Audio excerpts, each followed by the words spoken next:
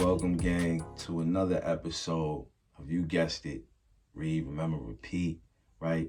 And this is the livest reading show on the planet. It's your host with the most, Michael Mugga Boyd, and we are here to bring y'all nothing but the knowledge, raise the bar on some literature, some education, and yeah, man, we on How to Become a Conscious Creator by Anna Kevin Reyes. Shout out to Anna. She's definitely been doing her thing on this book. And this is one that I see that's going to be around for a while. This is going to be around for a long time. And when it reaches who it needs to reach to and touch the hands that it needs to touch, it's going to put a spark in their life. And it's going to be one of those books that I see that's going to stick around. Now, we left off yesterday. We was on step 3. Step 3 was gratitude, and now we are on emotional intelligence. So, without further ado, we are going to tap in.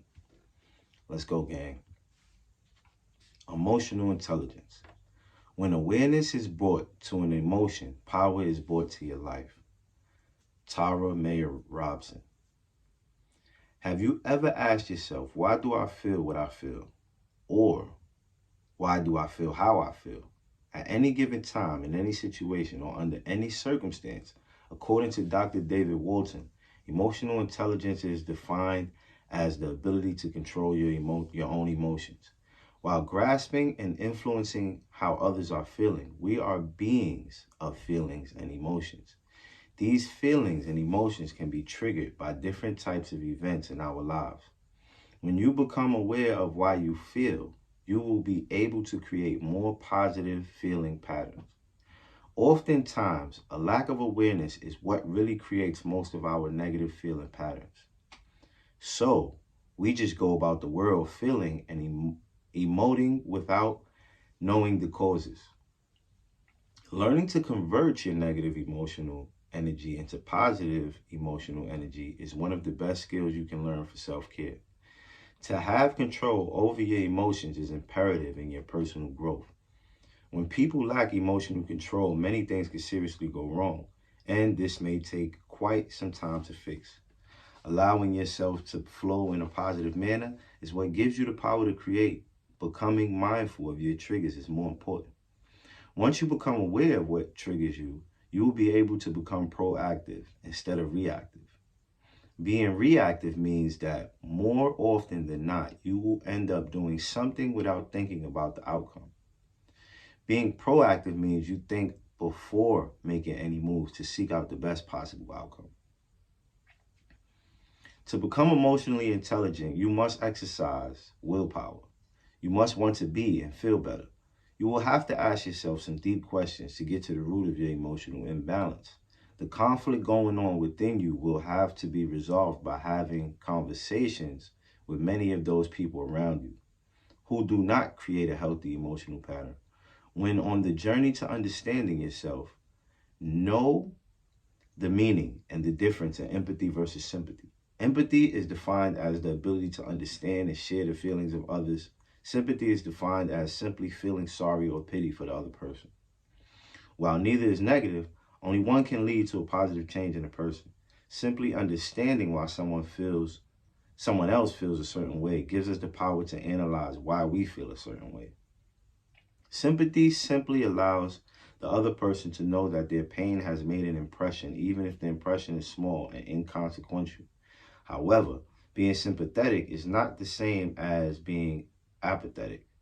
The three are separated by knowing, understanding, and not caring. So consider where you fall and how you can affect someone with your own grasp on emotional intelligence. Triggers are things that create an emotional response in ourselves and can be big or small. It's important that we know and learn our triggers,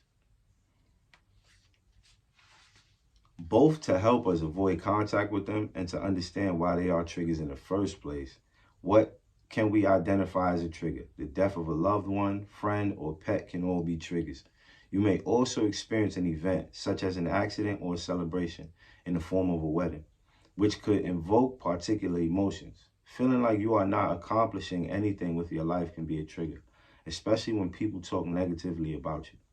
Triggers range in significance and impact, so it can take a long time to learn them, but the benefits of knowing can be astronomical. What must you do to create a positive emotional pattern? You must think positive thoughts to create a positive feeling. You must also be aware of when you're not thinking positive thoughts. What are the advantages of being proactive instead of reactive? Being proactive allows you to think before you act. It also allows you to think of the consequences of your actions and how they are going to affect you and the other people involved. It also allows you to be more in control of yourself. I read in a statement in a book called Emotional Wellness by Osho, it said, "You are not a television. Stop allowing people to be your remote control." Wow, that's deep. This quote hit me quite hard. One of my main issues at the time was that I would allow what others say and do make me upset. When I learned to be my own remote control, it didn't matter what people did to upset me. I remained in control. Emotional intelligence can be used to improve the lives of others too. Helping others has had a proven effect on people. It brings forward positive feelings, and as a result, you feel better. While there are negative ideologies attached to charity work and the benefit it has on other people, it is worth nothing that you cannot help but feel good. And this feeling does not have to be your motivation either. Emotional intelligence can also allow you to understand why other people do and say things. From this, you can infer what is actually intended when someone lashes out or what someone else needs, even when they do not understand themselves. So take the time to get to know yourself and understand why you are the way you are, and you will know how to cope with the world in a more positive manner. Family, this is Source Time. As soon as we're done with giving y'all a little bit of source, we be right back.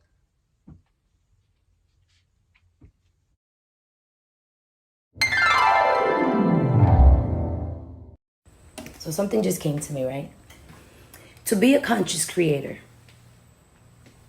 it allows you to take more responsibility of your life, right?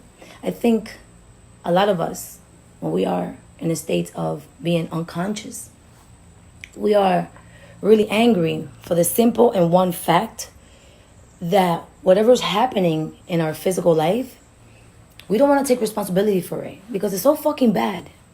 They were like, how in the world am I really creating this, right?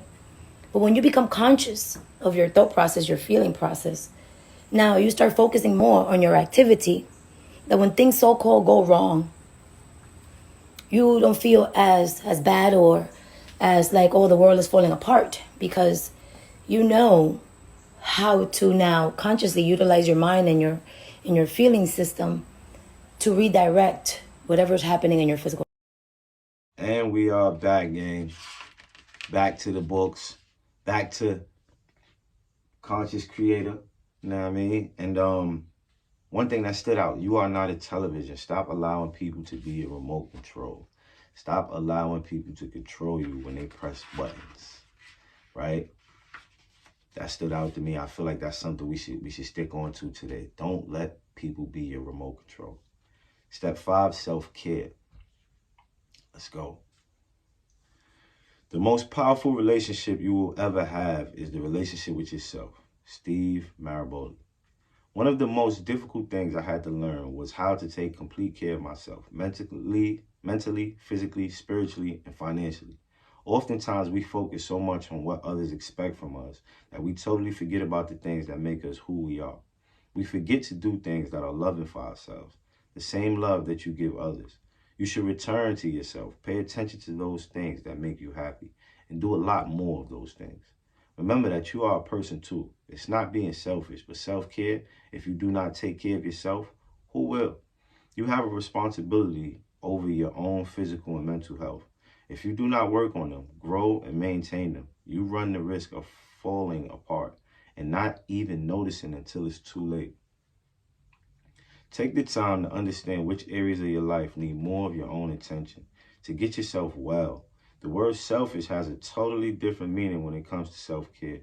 Selfish means to simply put yourself first and your needs above everyone in your life and their demands of you. Knowing how to manage yourself and how you share yourself with others is imperative for your self-care. Sometimes we give so much of ourselves to others that we end up with a feeling of emptiness and we burn out. This is because no one pours into you as much as you pour into them. So guess what? You must do it yourself. If there are people in your life that have the audacity to demand you spend more time helping them than you do yourself, then you should take a long, hard look and ask yourself if the person is having a positive impact on your life. Enjoy your solitude. Solitude is where you learn the deepest parts of yourself. You get to connect with your higher source, to receive the answers on how to be good to you. Think of your deepest desires and what action you can take to make it happen. Take the time to be aware of your whole being and how you are treating yourself. Set limits with others. Create boundaries. Saying no does not make you a bad person. Be mindful of how you feel when you are around others. Create a routine for yourself. Take time to disengage from the world, from social media, from those around you. The person who needs you the most is you. Without yourself, where would you be? Why is self-love so important? If you don't love yourself, no one else really will. By taking care of yourself first, you are taking care of others. If you are not well, those you love will not be well either. When everything when sorry, when does paying attention to your own needs come into play? You will soon find yourself tired of doing so much for others. Even though their needs are not your needs, when doing something for others hurts you, you should be allowed to stop without judgment. Why must we learn to be selfish? Why must we accept that being selfish isn't as negative as the society depicts it? It is a must. Because unfortunately, people will take advantage of the fact that you are so giving. Being selfish means taking time to do self work. You must be in the best shape you possibly can, so in turn, you can be more for those who need you when they need you. Imagine yourself as a balloon, a self inflating balloon. If you spend your time giving other people your air and never take time to retain air, you will deflate and wouldn't be able to give others air. Why are you the priority? You are the priority because no one will take care of you the way you will take care of you. You know yourself better than anyone else, so you can nurture all of your own needs ultimately. If you don't take care of yourself first, no one around you will be taken care of. Why does setting boundaries work? Because boundaries are necessary for others so that they can know what to expect or how far to push.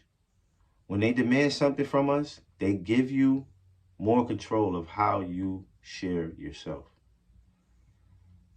What you need to take from this is that being selfish is not a bad thing.